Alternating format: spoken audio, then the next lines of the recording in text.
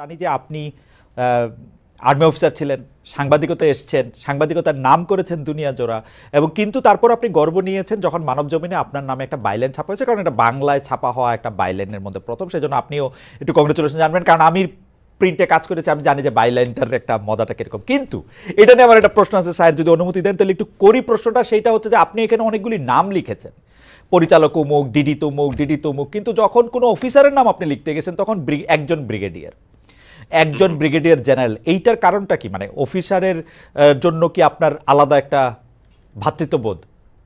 না, আমি আমি কখনোই বাংলাদেশ সেনাবাহিনীর অফিসার ছিলাম না। আমি অফিসার হিসেবে প্রশিক্ষণ নিতে গিয়েছিলাম, যেটা আমি শেষ করতে পারিনি।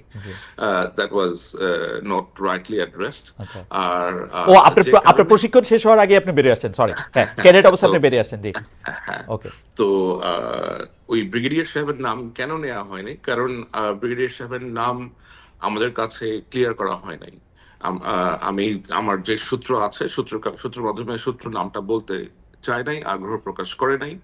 বাট আমি জানার চেষ্টা করেছি, and I was not very sure যে ওই ব্যক্তি কিনা। সুতরাং যে ব্যক্তি কিনা এটার নাম আমি কিভাবে। কিন্তু পরিচালকদের যাদের আপনি নাম দিয়েছেন তাদের ব্যাপারে, বা উপপরিচালক, সহকারী পরিচালক, তাদের ব্যাপারে আপনি শিওর ছিলেন মোটামুটি?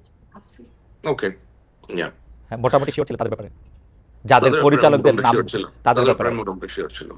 স্যার, আপনি বিএনপি সম্পর্কে আপনার ফেসবুক স্ট্যাটাসের মধ্যে ছোট্ট একটা জায়গা আপনি একটু ছোট্ট করে বলছেন, সেইটার জন্য যদি আপনি একটু কথা বলেন, এইটার বিষয়ে আমি একটু ফার্মে বলতে চাই যে বিএনপি মানে ভারতের ভরসা বিএনপি, আপনি এরকম একটা কথা বলছেন, আপনি এইটা কেন বলছেন? এটা কি একটু বলবেন আমাদের, যে ভারতের ভরসা কেন বিএনপি? এটা আসলে আমি বলি নাই, এটা একজন বিশিষ্ট ব্যবসায়ী জনাব এ কে আজাদ, যিনি একজন সাবেক এমপি ছিলেন, আওয়ামী লীগ সংশ্লিষ্ট, ফরিদপুর থেকে ইলেকশন করেছেন। তার মালিকানাধীন একটা পত্রিকা আছে, দৈনিক সমকাল। সমকালের একটা মতামত আমি সেটা রিফিউট করেছি যে এই ধরনের ন্যারেটিভ আসলে কেন সেট করা হচ্ছে, যে ভারতের ভরসা বিএনপি, এটা বলতে পারে কিনা।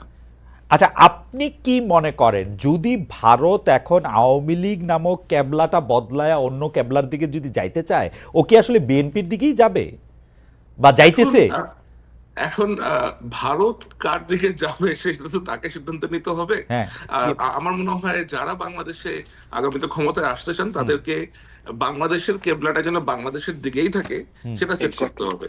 কেবলা যেন কারোর দিকে না যায়। ভাই, আমরা কারোর দিকে কেবলা যেতে চাই না। না, আমরা না চাইলাম, ভারত চাইবো কিনা যে বিএনপি থাক? সে চাইতেই পারে, বিএনপি পুরনো বন্ধু বিএনপি, তাকে দিতে হবে এমন তো কোনো বাধ্যবাধকতা নাই।